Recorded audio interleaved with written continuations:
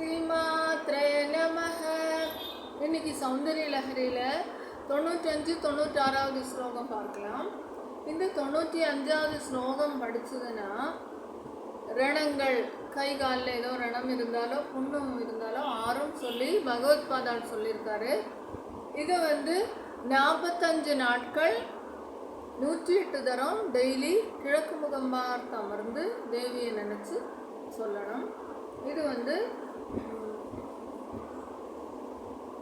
எள்ளு சாதம், இதுக்கு பிரசாதம் எள்ளு சாதமும் சர்க்கரையும் கொடுக்கலாம் அப்படின்னு சொல்லியிருக்காங்க. அதே போல் நல்ல அறிவு பெறதுக்கு 96வது ஸ்லோகம் 1000 முறை 45 நாட்கள் கிழக்கு முகமாக அமர்ந்து சொல்லிட்டு நம்ம இந்த நல்ல அறிவு வேணுங்கிற விஷயத்த சொல்லிட்டு சொன்னால் பால் பாயசமும் தேனும் நைவேத்தியம் பண்ணினா அதுவும் நல்லபடியாக நடக்கும். இப்போ நம்ம 65வது ஸ்லோகம் பார்க்கலாம். 95வது ஸ்லோகம் பார்க்கலாம்.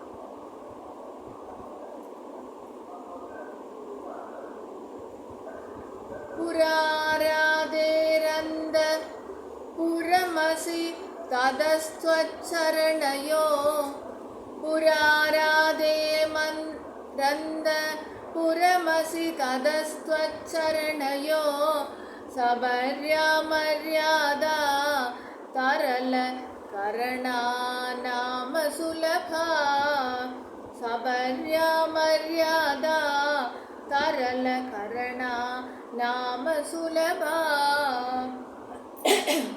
ததா ஹேத்யே நீதா சதமகமுகா சித்திமதுலாம் ததா ஹேத்யே நீதா சதமதமுகா சித்திமதுலாம் தவத்வாரோபாந்த ஸ்திதிபிரணி மாத்யாபிர மராஹா தவத்வாரோபாந்த ஸ்திதிபிரணி மாத்யாபிரம விரமராஹா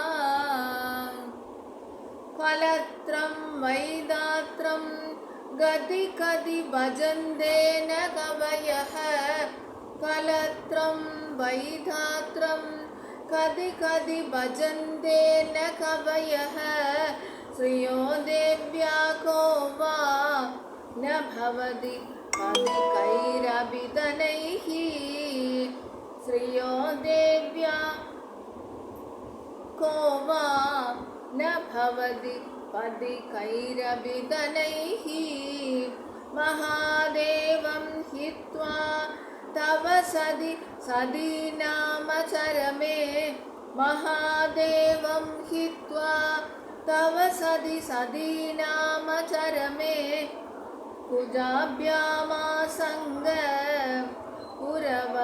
புரவகத ரோரப்யசுலபஹ குஜாப்யாமாசங்க புரவகத ரோரப்யசுலபஹ அப்படின்னு 96வது ஸ்லோகம் பகவத்பாதால் முடிச்சிருக்காரு. இதனுடைய அர்த்தம் என்னன்னா, தேவாதி தேவர்கள் இந்திரன் முதலிய பிரம்மா இந்திரன் முதலிய தேவர்கள் கூட பரமசிவனின் பத்னியாகிய உன்னுடைய திருவடிகளை நேரடியாக பூஜிக்க முடியாதவர்கள். எதனாலனா அவர்களுக்கு அந்த 5 புலன்களையும் அடக்கக்கூடிய சக்தி இல்லாததுனால அந்த எந்த தேவர்களுமே உன்னுடைய பாதங்களை பூஜை பண்ண தகுதி இல்லாதவர்கள்.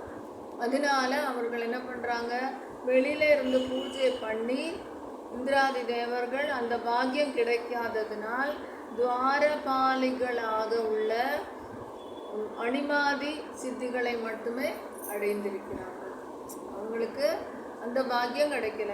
உன்னுடைய பாதகமலங்களை பூஜை பண்ணக்கூடிய பாக்கியம் இல்லாததுனால அணிமாதி சித்திகள் மட்டும் இந்திராதி தேவர்கள் கைவசப்படுத்தி இருக்கிறார்கள் அப்படின்னு பகவத்பாதாள் 95வது ஸ்லோகத்தில் சொல்கிறாரு. 96ல் என்ன சொல்கிறாருன்னா, பதிப்ரதா சிரோமணியான நீ பரமசிவனின் பத்னி சரஸ்வதியை எந்த கவிகள் தான் அடைய இருக்கிறார்கள்? சரஸ்வதி, லக்ஷ்மி, பார்வதி எல்லா சக்திகளும் உன்னுள்ளே அடக்கமாக இருக்குது. நீ பதிவிரதா சிரோமணியாக இருக்காய். அப்படி இருக்கும் பொழுது உன்னுடைய சேர்க்கை மருதாணி மரத்துக்கு கூட கிடைக்கிறதில்லை. அப்படி இருக்கும்போது நீதான் சிறந்த பதிவிரதை. சரஸ்வதி, லக்ஷ்மி, சக்தி எல்லா தெய்வங்களும் உன்னோட அடக்கமாக இருக்கு. மருதாணி மரத்துக்கு கூட உன்னுடைய சேர்க்கை இல்லை. பரமசிவனுக்கு மட்டும்தான் உன்னுடைய சேர்க்கை கிடைப்பதனால் நீ சிறந்த பத்னியாக அமைகிறாய் அப்படின்னு சொல்றாங்க 96வது ஸ்லோகத்துல. இப்போ இன்னொரு தடவை நம்ம இந்த 2 ஸ்லோகம் ரீகால் பண்ணிக்கலாம். புராராதேரந்த புரமசி ததஸ்வச்சரணயோ சபர்யாமர்யாதா தரல கரணா நாம சுலப ததாஹேத்யே நீதா சதமக முகா சித்தி மதுலாம் தவ த்வாரோபாந்த ஸ்திதி பிரணி மாத்யா பிரமராஹ. 96 பாருங்க. கலத்ரம் வைதாத்ரம் கதி கதி பஜந்தே ந கவயஹ ஸ்ரீயோ தேவ்யா கோவா ந பவதி பதி கைரபிதனைஹி மகாதேவம் ஹித்வா தவ சதி சதி நாம சரமே புஜாப்யாமாசங்க புரவ கதரோர ப்யசுலபஹ புரவ கதரோர ப்யசுலபஹ. எல்லாரும் சப்ஸ்கிரைப் பண்ணுங்க, ஷேர் பண்ணுங்க, எல்லாருக்கும் யூஸ்ஃபுல்லாக இருக்கும். ஸ்ரீமா